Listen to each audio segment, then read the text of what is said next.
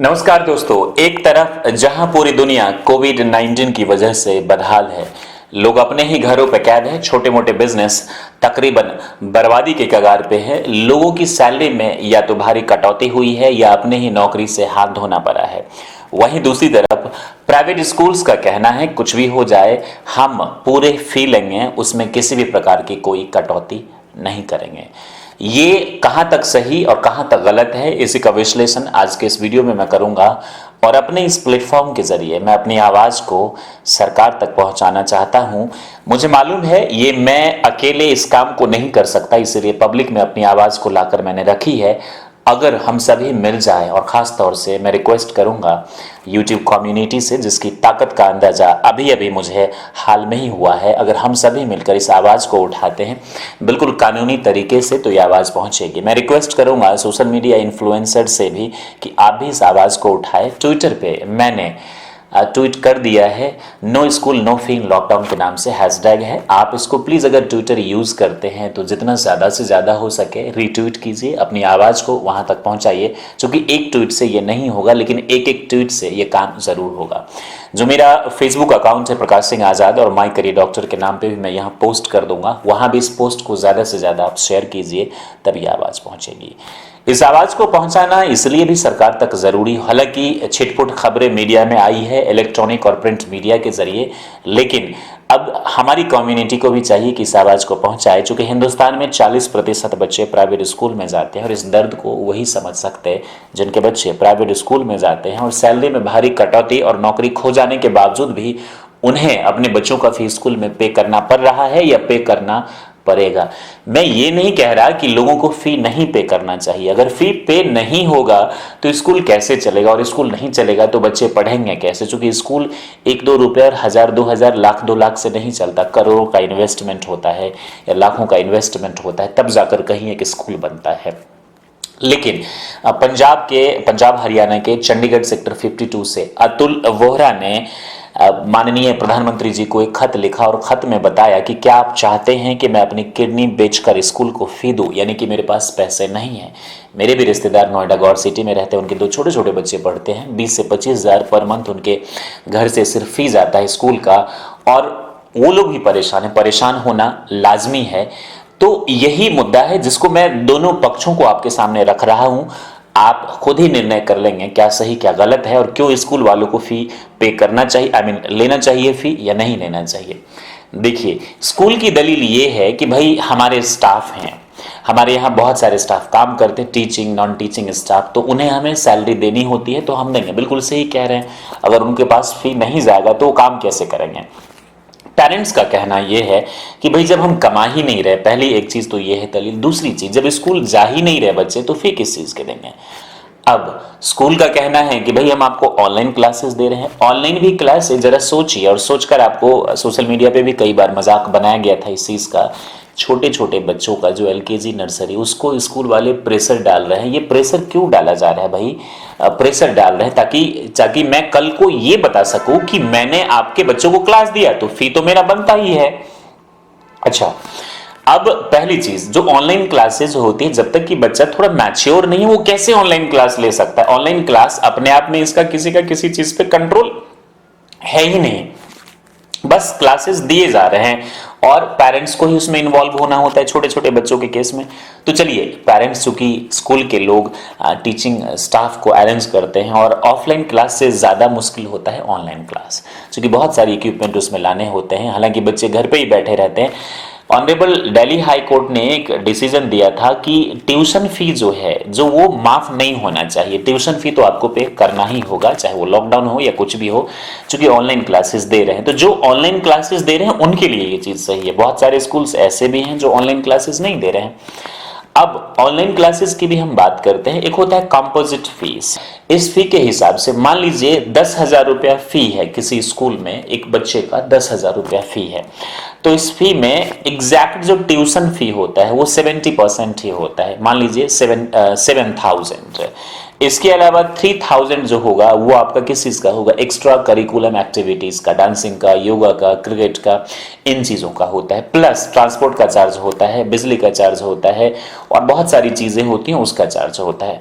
School क्या कर रही है इस बीच में कि स्कूल को पूरा फ्री चाहिए, पूरा। स्कूल ये दलील दे रही है, नोएडा के डीपीएस के मिस्टर खान ने ये बोला था कि इसमें हम वो चीजें तो करवा ही रहे हैं, ऑनलाइन पढ़ा रहे हैं, एक्स्ट्रा करिकुलम एक्टिविटीज करवा रहे हैं और कोविड-19 को लेकर अवेयरनेस प्रोग्राम भी हम करवा रहे हैं। तो कहने का मतलब कहीं ना कहीं आपका जो फी है, मान लीजिए 10,000 हो गया, 3,000 ट्रांसपोर्ट का और कोविड-19 का भी आप 2,000 जोड़ दीजिए इसमें, तो वो एक्स्ट्रा फी जो आपको 15,000, मतलब स्कूल चाहती है कि मैं कब नहीं इसको बढ़ा करी।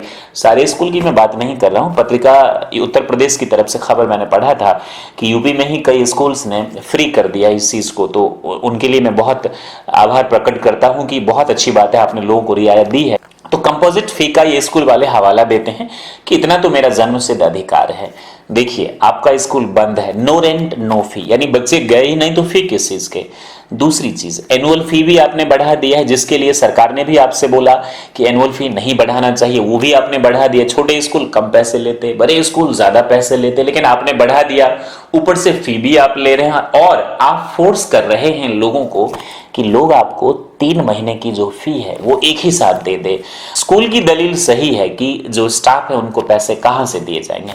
अब जरा एक सिंपल सी कैलकुलेशन को समझिए। मान लीजिए एक सेक्शन में 40 बच्चे हैं और एक क्लास में 200 बच्चे हैं, तो 10,000 के हिसाब से आप सिंपल मैथ से जोड़ लीजिए कितना पैसा आता होगा। इस हिसाब से पूरे स्कूल में, क्या स्कूल हर महीने की जो कमाई होती है वो पूरा टीचर को ही दे देती है स्कूल?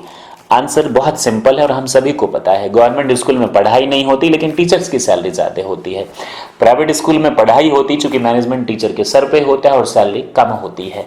तो जो मैनेजमेंट है वो पूरे पैसे तो उनको प्रॉफिट हो ही रहा है और सरप्लस अमाउंट होता है। किसी भी कंपनी से आप जुड़े होंगे या अकाउंटेंट कॉमर्स से तो आपको पता होगा कि हर कंपनी, हर संस्था सरप्लस अमाउंट को बचा कर रखती है। तो ये जो आप मंथली जो आप एक्स्ट्रा जो आपका फी आता है, कभी इसके नाम पे कभी इसके नाम पे, पूरा जो ये एक स्कूल है ये नॉन फॉर प्रॉफिट होता है। ये सोसाइटीज के अंदर लोग रजिस्टर्ड करवा के ये चीज करते हैं। डायरेक्ट आप स्कूल कंपनीज एक्ट में नहीं खुलवा सकते। कुछ स्कूल नहीं, वो कोचिंग है जो कंपनीज एक्ट में प्राइवेट लिमिटेड करवाते। These are coachings, these are not schools. I am talking about proper schools my dear friends. Nice. तो ये जो एक्ट के तहत आप करवा दे, तो स्कूल का काम तो नॉट फॉर प्रॉफिट होता है। लेकिन तो ये जो संस्थाएं हैं ये बहुत बड़ी बड़ी संस्थाएं होती हैं, तो जब इतने पैसे आते हैं जाहिर सी बात है आप उसे जमा भी करते होंगे।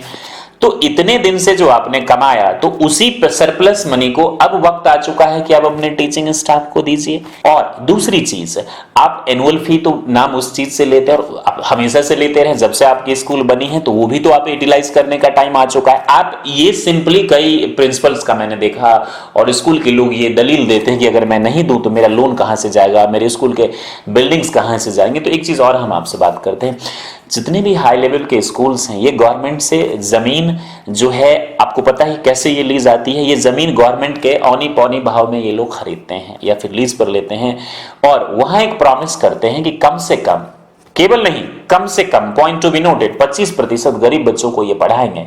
लेकिन जैसे इनकी स्कूल खुल जाती है ये लोग 25% गरीब बच्चों को ठेंगा दिखा देते हैं। और जब अगर सरकार की तरफ से कोई पहल हो तो दोपहर को उन गरीब बच्चों को, कुछ स्कूल्स इसमें बहुत अच्छा काम कर रही है, उन बच्चों को 5-6 हजार टीचर्स रख के हाँकने का काम करवा देते हैं, वो बच्चों को पढ़ाए जाते हैं और ये बोले देखिए मैं तो पढ़ा रहा हूँ पूरे गरीब बच्चों को। दिस इज क्योंकि बहुत अच्छे से ध्यान भी नहीं दिया जा रहा है इन चीजों पे। 2 वीडियो मैंने इंडियन एजुकेशन सिस्टम पे बनाया था, पार्ट 1 पार्ट 2। ये उसी समय की बात है जब ये यूट्यूब मैंने बनाया था चैनल, आप देखना चाहें तो देख लीजिएगा।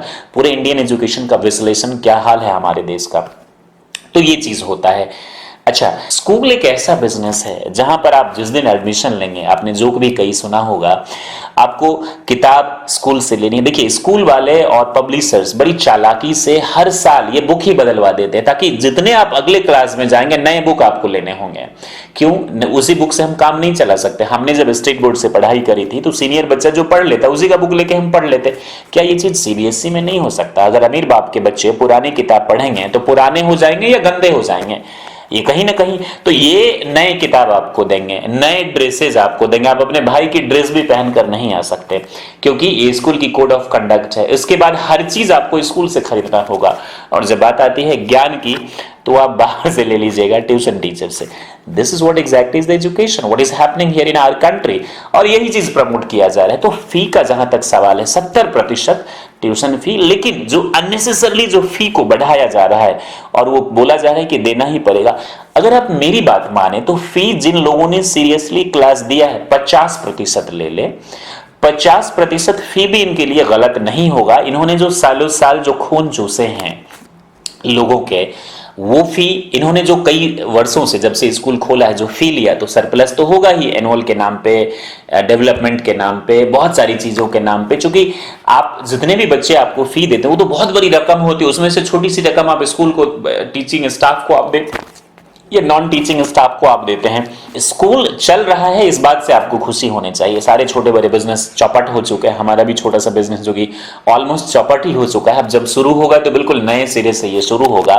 तो आपके पास तो बंधे हुए बच्चे हैं, वो जाएंगे कहाँ? जाएंगे तो आप सर्टिफिकेट देंगे नहीं, तो सर्टिफिकेट का लोभ है। इसीलिए आप लोग इस लोभ का जो ड्रामा है वो ड्रामे से ड्रामा कर रहे हैं आप लोग, तो स्कूल से निकालने की धमकी देते हैं। दिल्ली हाईकोर्ट ने भी इस चीज को कहा था, मैं पूरा सम्मान करता हूं उसका। जो राजस्थान, पंजाब, हरियाणा, यूपी गवर्नमेंट ने बोला था कि जो स्कूल है वो प्रेशर नहीं डाले पेरेंट्स पर, ठीक है, लेकिन पेरेंट्स तो कंफ्यूज्ड है ना किस तरीके का प्रेशर। अभी मान लीजिए अगर स्कूल रह भी जाए, बाद में पैसा मांगे, तो जो कि पेरेंट्स के पैसे आ नहीं रहे, नौकरी से जा चुके, सैलरी कट हो गई, तो ये पैसे कहां से दिए जाएंगे? स्कूल प्रशासन का कहना है कि बहुत सारे पेरेंट्स ढोंग कर रहे हैं जिनके पास पैसे है। अब तमाम चीजें ये एक्स्ट्रा ली जा रही है। नोएडा के डीएम की मैं बात करूं तो इन्होंने बोला कि इंस्टीट्यूशन जो है ये कंपेल ना करे। यहां पर जो हमारे एचआरडी मिनिस्टर हैं, शायद आपको नाम भी नहीं पता होगा, मिस्टर पोखरियाल उर्फ निशंक जी, कोई स्टेटमेंट, उनका एक छोटा सा स्टेटमेंट था कि कोऑपरेट करे स्टेट गवर्नमेंट या स्कूल को प्रेशर नहीं डालना चाहिए, एनुअल फी नहीं बढ़ाना चाहिए। सर आप लोग कहां बैठे हैं आपको पता है? निवेदन हम कर सकते हैं, रिक्वेस्ट हम कर सकते हैं, जो अभी हम आपसे कर रहे हैं। आप तो ऑर्डर देना चाहिए आपको। बहरहाल आपने कोई ऑर्डर नहीं दिया, ये चीज आपने भी कहीं नहीं पढ़ा होगा, एचआरडी मिनिस्टर या हमारे पीएम ने भी कुछ नहीं इस पर बोला, जबकि ये चीजें होनी चाहिए थी। जिनके पास पैसे कम है वो छोटे स्कूल में जाते हैं, वो अपने बच्चों की 2,000 रुपये फी देते हैं। जो पैसे वाले हो 10 से 15,000 25,000 रुपये फी देते हैं, लेकिन जा तो अपने अपने लेवल से सब कोई फी पे कर रहा है, और फी हर किसी को पे करना पड़ेगा। और ये जो सिचुएशन है ये बहुत बहुत बहुत ज्यादा भयावह है। इस पे अर्जेंट इस चीज को, मुझे लगता है अगर मेरी आवाज को स्कूल प्रशासन सुन रहे हैं तो उन्हें भी इस चीज को सोचना चाहिए कि ये जो दौर है ये प्रॉफिट कमाने का नहीं है, ये सरवाइव करने का है। आपको इस बात से खुश होना चाहिए कि आपके जो क्लाइंट्स हैं यानी कि बच्चे, वो तो हैं सर, वो हैं। आपने जो सरप्लस अमाउंट है उससे आप अपने टीचिंग नॉन टीचिंग स्टाफ को आप पैसे दे सकते हैं। हमारे जैसे छोटे मोटे बिजनेस जो करते हैं, बिजनेस नहीं सेल्फ एम्प्लॉयड लोग हैं, उनका तो पूरा चौपट हो गया। जब भी शुरू होगा नए सिरे से शुरू होगा। तो 50% भी अगर पेरेंट्स अगर इस चीज को आपके पास पे करते हैं तो कहीं से भी मुझे ये घाटे का सौदा नहीं लगता है। क्योंकि आए दिन प्रोटेस्ट, धरना प्रदर्शन, तमाम चीजें होते रहे स्कूल के सामने, और इस दर्द को मैं फिर से कह रहा हूं, ये वही समझ सकते हैं जिनके बच्चे प्राइवेट स्कूल्स में पढ़ते हैं। जिनके बच्चे नहीं पढ़ते उन्हें नहीं। टीचर्स की भी स्थिति खराब है। जो छोटे अनऑर्गेनाइज्ड स्कूल्स हैं वहां टीचर्स को सैलरी नहीं दिए जा रहे हैं। शादीशुदा टीचर्स हैं या लेडी हैं, परिवार वो कैसे चलाएंगे? डर के मारे वो टीचर कुछ बोल भी नहीं पा रहे, क्योंकि उनको डर है अगर मैंने कुछ बोला तो स्कूल वाले मुझे निकाल देंगे, और निकाल देंगे तो मैं कहाँ जाऊंगा? इस लॉकडाउन पैंडेमिक महामारी में मुझे नौकरी कौन देगा? और वाकई में ये बहुत ही बड़ी सबक है हम तमाम इंसान के लिए। ऐसे में उन तमाम लोगों को, स्कूल एडमिनिस्ट्रेशन को, उनसे भी मेरी गुजारिश कि आप इस बात को समझिए। आपको खुश होना चाहिए कि आपके पास पूरे क्लाइंट्स हैं। क्लाइंट्स तो उनके पास नहीं है जिनकी नौकरी चली गई, जिनके बिजनेस बर्बाद हो गए। तो ऐसे में आपको न तो अपने स्टाफ को हतोत्साह करना चाहिए, निराश करना चाहिए, न ही पेरेंट्स को, क्योंकि यही आपके क्लाइंट्स हैं। बहुत बहुत शुक्रिया आपका हमें देखने के लिए। आपका समय शुभ हो और stay happy and be the best. जय हिंद, जय भारत। माफ कीजिएगा, एक बहुत ही इंपॉर्टेंट न्यूज आपसे शेयर करना भूल गया।